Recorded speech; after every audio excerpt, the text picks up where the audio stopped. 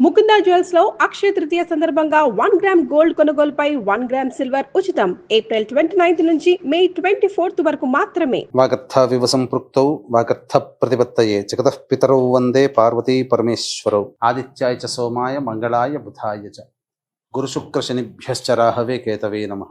శృంగేరి జగద్గురు పీఠాధిపతులకి కంచి పీఠాధిపతులకి నమస్కారములు తెలియజేసుకుంటూ కార్యక్రమాన్ని ప్రారంభిద్దాం. ద్వాదశ రాశులలో భాగంగా మే 18వ తారీఖు నుంచి 31వ తారీఖు వరకు ఈ 12 రాశుల వారికి ఏ విధంగా ఉండబోతుందో తెలుసుకునే ముందు గ్రహ సంచారం గురించి తెలుసుకుందాం. మేషంలో బుధుడు, వృషభంలో రవి, మిథునంలో గురువు, అలాగే కర్కాటకంలో కుజుడు స్తంభించి ఉండడం.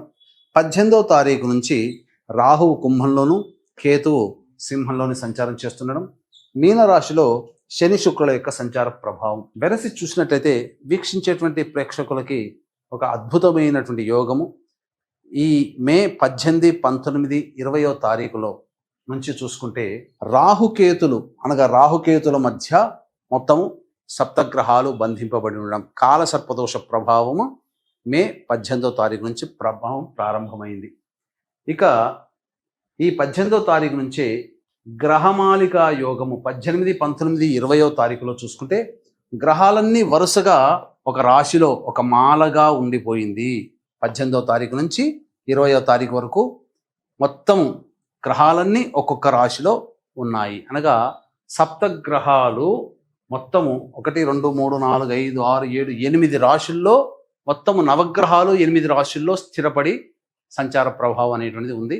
కాబట్టి గమనించగలరు. మే 18వ తారీఖు నుంచి 31వ తారీఖు వరకు కన్యా రాశిలో జన్మించినటువంటి వారికి ఏ విధంగా ఉండబోతుందో తెలియజేసే ప్రయత్నం చేద్దాం. ఈ కన్యా రాశిలో జన్మించినటువంటి వారికి రాహు ప్రభావము, అలాగే గురు ప్రభావము, కుజుడు సంపూర్ణంగా యోగిస్తున్నారు. ఈ కారణం చేత తలపెట్టినటువంటి కార్యంలో విజయం మీ సొంతమవుతుంది అని చెప్పవచ్చు. అయితే ముఖ్యంగా బుధగ్రహ ప్రభావం వలన మీరు డబ్బులు ఎవరికి అప్పుగా ఇవ్వకపోవడమే చాలా మేలు అనేటువంటి విషయాన్ని మీరు గమనించుకోవాలి. ఇక ప్రధానంగా చూసుకున్నట్లయితే కేతుగ్రహ ప్రభావం చేస్తున్నటువంటి ఏ ప్రయత్నంలోనైనా కానీ సాధారణంగా ఆటంకాలు అనేటువంటివి తరచూ సంభవిస్తాయి. కాబట్టి దేవతానుగ్రహాన్ని పొందే ప్రయత్నం చేస్తూ మీరు గనక ఉన్నట్లయితే మీరు చేపట్టేటువంటి ప్రతి పనులలో కూడా సాఫీగా సాగుతాయని చెప్పవచ్చు. ఇక సప్తమ శుక్రుడు, సప్తమ శని ప్రభావం వెరసి చూసుకున్నట్లయితే ప్రధానంగా వివాహం కావాల్సినటువంటి అబ్బాయిలకి అమ్మాయిలకి కూడా చక్కటి సంబంధాలు అనేటువంటివి నెలకొల్పబడతాయి. ముఖ్యంగా ప్రతి పనులలో శని గ్రహ ప్రభావం వలన ప్రతి పనులలో ఆటంకాలు అనేటువంటివి ఎదురవుతాయి. తండ్రితో సమానమైనటువంటి వారితో కానీ ఇబ్బందికర పరిస్థితులు అనేటువంటివి ఎదురవుతాయి. కాబట్టి వాళ్ళతో వాగ్వివాదాలు చేయకపోవడమే చాలా మేలు అనేటువంటి విషయాన్ని గమనించుకోవాలి. ముఖ్యంగా రవిగ్రహ ప్రభావం వలన ఆరోగ్యపరమైనటువంటి జాగ్రత్తలు చాలా తీసుకోవాలి. అనారోగ్యం చేసే అవకాశాలు ఉంటాయి. ముఖ్యంగా ఉద్యోగస్తులైతే అధికారులతో కొంత వాగ్వివాదాలు జరుగుతాయి. కాబట్టి లౌక్యంతో వ్యవహరించండి. పరిస్థితులు మనకు అనుకూలంగా లేవు కాబట్టి తగ్గి ఉన్నట్టయితే మీకు జీవితంలో పరాభవాలు తగ్గుతాయి. ఇక వృత్తి ఉద్యోగ వ్యాపారాల్లో ఉన్నటువంటి వాళ్ళకి ప్రధానంగా ప్రభుత్వపరమైనటువంటి దండనలు, అనగా ప్రభుత్వపరంగా ఇబ్బందికర పరిస్థితులు ఎదురయ్యే అవకాశాలు ఉన్నాయి. కాబట్టి జాగ్రత్తలు పాటించండి. ఇక ముఖ్యంగా చూసుకున్నట్లయితే విద్యార్థులకి ప్రధానంగా విదేశీయానము, విదేశీ విద్య సంబంధించిన చేయ ప్రయత్నాలన్నీ కూడాను కొలిక్కి వస్తాయి. అనుకున్నటువంటి కళాశాలలో మీకు సీట్ సంపాదించుకునే అవకాశాలు గోచరమవుతాయి. ముఖ్యంగా ప్రధానంగా ఏదైనా కానీ మిశ్రమమైనటువంటి ఫలితాలు ఈ యొక్క కన్యా రాశిలో జన్మించినటువంటి వారు పొందుతారని చెప్పవచ్చు. ఇక ఈ 18వ తారీఖు నుంచి 31వ తారీఖు వరకు ఏ విధంగా ఉండబోతుంది అనేటువంటి తెలుసుకునే ముందు వీక్షించేటువంటి ప్రేక్షకులకి గమనిక. ఈ నెల 22వ తారీఖు రోజున హనుమత్ జయంతి సందర్భంగా ప్రధానంగా జాతకరీత్యా ఉన్నటువంటి విద్య, వివాహ, ఉద్యోగ, దాంపత్య, అనారోగ్య సమస్యల నివారణ, అలాగే ముఖ్యంగా శని మార్పు, రాహు మార్పు, కేతువు మరియు గురువు మార్పు అనేటువంటిది జరిగినటువంటి కారణం చేత కొన్ని రకాల సమస్యలు అనేటువంటివి ఈ కన్యా రాశిలో జన్మించినటువంటి వారికి ఉత్పన్నమవుతాయి. కాబట్టి ఈ సంబంధించినటువంటి రాశులలో జన్మించినటువంటి వారికి దోష నివారణార్థమై సర్వదోష నివారణ పూజలు, హోమాలు అనేటువంటి జరిపించి శంకరుంగలి మాల శక్తిపాతం చేసి ఇవ్వడం జరుగుతుంది. అలాగే సరస్వతీ నది పుష్కరాలు కూడా ప్రారంభమయ్యాయి. 26వ తారీఖు రోజున సోమవతి అమావాస్య. ఈ సందర్భముగా ప్రధానంగా ఈ సోమవతి అమావాస్య సందర్భంగా పితృదోష నివారణ, తండ్రి వైపు 6 తరాలు తల్లి వైపు 3 తరాల్లో ఏవైనా దుర్మరణాలు కనుక ఉన్నట్లయితే, సమస్యలు అధికంగా ఉండి పరిష్కారం లభించకుండా ఉంటే అది పితృదోషంగా చెప్పబడుతుంది. కాబట్టి ఆ పితృదోష నివారణ కార్యక్రమం కర్ణాటకలో జరిపించడం జరుగుతుంది. ఇక 27వ తారీఖు రోజున కూడా అమావాస్య ఉన్నటువంటి కారణం చేత ఆ రోజున మీకు పిండ ప్రదాన కార్యక్రమాలు, అనగా భర్త వైపు 3 తరాలు భార్య వైపు 3 తరాల్లో సరస్వతీ నది పుష్కరాల సందర్భంగా పిండ ప్రదాన కార్యక్రమాలు అనేటువంటి జరిపించడం జరుగుతుంది. అవకాశం ఉన్నవాళ్ళు కార్యక్రమ తదనంతరం కాంటాక్ట్ చేసి పూర్తి వివరాలు తెలుసుకోవచ్చు. ఇక 18, 19, 20వ తారీఖుల్లో మీ ఆరోగ్యం పట్ల శ్రద్ధ వహించాల్సినటువంటి పరిస్థితి.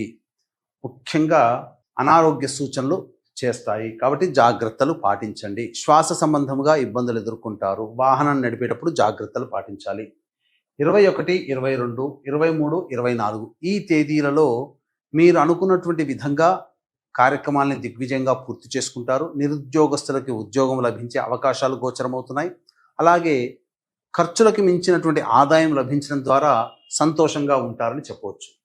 25, 26వ తారీఖుల్లో ఇచ్చినటువంటి సొమ్ముని వసూలు చేసుకోలేకపోవడము, లేదా ఏదైనా పెట్టుబడులు పెట్టడం ద్వారా నష్టపోవడము అనేటువంటిది సూచిస్తుంది. ముఖ్యంగా ధనపరమైన నష్టము సూచించబడుతుంది. అలాగే శిరో సంబంధమైనటువంటి ఇబ్బందికర పరిస్థితులు ఎదురవుతాయి. తల తిరగడం లాంటివి ఎక్కువగా ఉంటాయి ఆ 2 రోజుల పాటు. మానసికమైనటువంటి ప్రశాంతత లోపిస్తుంది. ఖర్చులు కూడా అధికంగా ఉంటాయి కాబట్టి జాగ్రత్తలు పాటించాలి. ఇక 27, 28వ తారీఖులో కనుక చూసుకుంటే సంతాన మూలకంగా సమస్యలు, ఖర్చులు పెరుగుతాయి. ఉద్యోగపరముగా ఇబ్బందులు అనేటువంటి ఎదుర్కోక తప్పదు. తండ్రితో విభేదాలు ఎదుర్కొనే అవకాశాలు గోచరమవుతున్నాయి. 29, 30, 31 ఈ 3 రోజుల్లో అనుకున్నటువంటి విధంగా కంటే కూడా వృత్తి ఉద్యోగ వ్యాపారాల్లో ఉన్నటువంటి వాళ్ళు సమస్త విధముగా ఆనందంగా గడుపుతారు. అన్ని రకాలుగా సంతోషకరమైనటువంటి జీవితాన్ని పొందుతారు. ఖర్చుకు మించిన ఆదాయాన్ని లభించడం ద్వారా సంతోషంగా జీవిస్తారని చెప్పవచ్చు. ఇక ఈ కన్యా రాశిలో జన్మించినటువంటి మహిళలకి ప్రధానంగా ఆకస్మికముగా గౌరవ మర్యాదలు పెరుగుతాయి. కింది స్థాయిలో ఉన్నటువంటి వాళ్ళు మిమ్మల్ని సాదరంగా ప్రేమగా చూసుకోగలుగుతారు. కోల్పోయినటువంటి గౌరవం ఎక్కడ కోల్పోతారో అక్కడ తిరిగి గౌరవాన్ని పొందేటువంటి అవకాశాలు గోచరమవుతున్నాయి. ముఖ్యంగా సంతానముతో సమస్యలు అనేటువంటివి తీరుతాయి. ప్రేమ ఆప్యాయతలు కుటుంబ సభ్యుల ద్వారా మీరు మళ్ళీ తిరిగి పొందుతారని చెప్పవచ్చు. అయితే ధనపరమైనటువంటి విషయాల్లో జాగ్రత్తలు పాటించాలి. పెట్టుబడులు కానీ అప్పులు ఇచ్చేటప్పుడు జాగ్రత్తలు పాటించాలి. ఇక సంతానం కోసం ఎదురు చూసేటువంటి మహిళలకి సత్సంతాన ప్రాప్తి గోచరమయ్యే అవకాశం ఉంటుంది. వివాహం కావాల్సిన అమ్మాయిలకి కూడా వివాహ సంబంధాలు ఉంటాయని చెప్పవచ్చు. ఏతావాత ఆనందకరమైనటువంటి జీవితాన్ని ఈ కన్యా రాశిలో జన్మించినటువంటి వాళ్ళు పొందుతారు. ఇక ఈ కన్యా రాశిలో జన్మించినటువంటి వాళ్ళు సమస్యల పరిష్కారం కోసం ప్రతిరోజు సూర్యుడికి నమస్కారం, సూర్యాష్టకం 6 సార్లు పారాయణం చేయాలి. అలాగే వీలు కుదిరినప్పుడల్లా విష్ణు సహస్రనామ పారాయణం చేసుకుంటే చాలా మేలు జరుగుతుందని చెప్పవచ్చు. ఇప్పుడు చెప్పినటువంటి సమస్యల కంటే ఇంకా విభిన్నంగా మీ యొక్క జీవితం ఉంది అనంటే మీ యొక్క జన్మజాతకంలో నడుస్తున్నటువంటి గ్రహ దశాంతర్దశల ప్రభావాలు. కావున దగ్గరలోని మంచి ఉపాసనా పరులైనటువంటి జ్యోతిష్యుల్ని సంప్రదించి వారి సలహాలు సూచనలు కనుక పాటించినట్లయితే మరింత మెరుగైనటువంటి జీవితాన్ని పొందుతారని తెలియచేయవచ్చు. అలాగే మే 22వ తారీఖు రోజున హనుమత్ జయంతి సందర్భంగా జరిగే సర్వదోష నివారణ పూజల హోమాల్లో పాల్గొని శక్తిపాతము చేయబడినటువంటి శంకరంగని మాలని పొందవచ్చు.